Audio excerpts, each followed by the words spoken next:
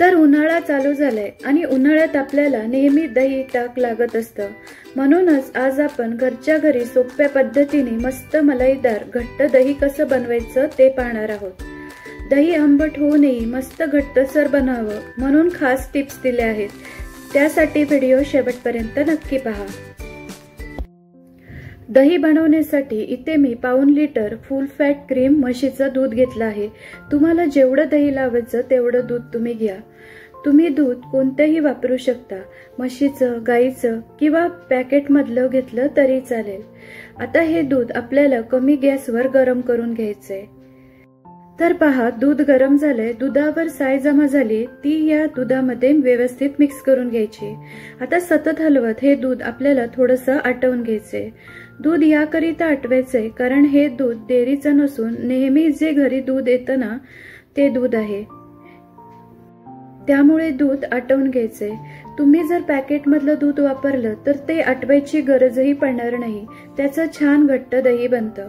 तर दूध छान गरम झालंय। आता गॅस बंद करून हे दूध कोमट करून घ्यायचंय। तर काही वेळानंतर दूध कोमट झाले। दूध चेक करण्याआधी हे चमच्याने व्यवस्थित मिक्स करून घ्यायचे।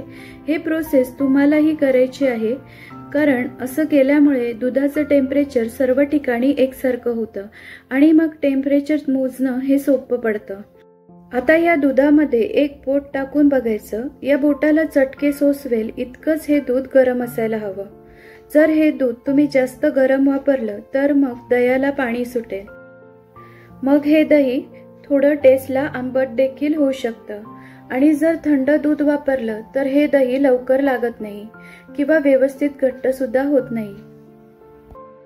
तर या ठिकाणी दुधाचं टेम्परेचर व्यवस्थित घेणं हे फार महत्त्वाचं आहे। आता पुढची प्रोसेस करूया। त्याकरिता इथे मी 1 ते 1.5 चमचा विरजण घेतलंय, म्हणजेच दही घेतलं आहे। तर हे दही चमच्याने चांगलं घोटून घ्यायचंय। असं केल्यामुळे दह्यातील ज्या गाठी असतील ना त्या व्यवस्थित मोडल्या जातील आणि दही सुद्धा मस्त मलाईदार जमेल।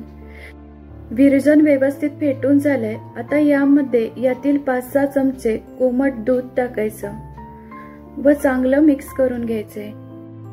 आता हे जरा वेळ बाजूला ठेवूया। आता ज्या भांड्यात आपल्याला दही लावायचे ते भांडं घ्यायचे। तर शक्यतो ज्या भांड्यात आपण दूध घेतलंय ते भांडं वापरू नका।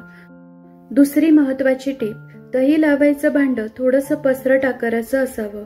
इथे मी मातीचं भांडं घेतलंय, तुम्ही स्टीलचं, चिनी मातीचं किंवा काचेचं भांडंही वापरू शकता, पण मातीच्या भांड्यात छान घट्टसर दही लागतं। आता या भांड्यात जे आपण विरजण बनवलं होतं ना ते टाकायचं व सर्व बाजूनी व्यवस्थित लावून घ्यायचंय। आता यामध्ये दूध टाकूयात। तर जेवढं दही पाहिजे तेवढं कोमट दूध वापरायचं।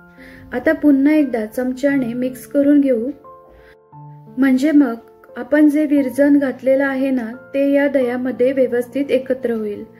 आता यावर झाकण ठेवून 5 ते 6 तासाकरिता हे भांडं किचन ओट्यावर किंवा गरम ठिकाणी ठेवून देऊयात।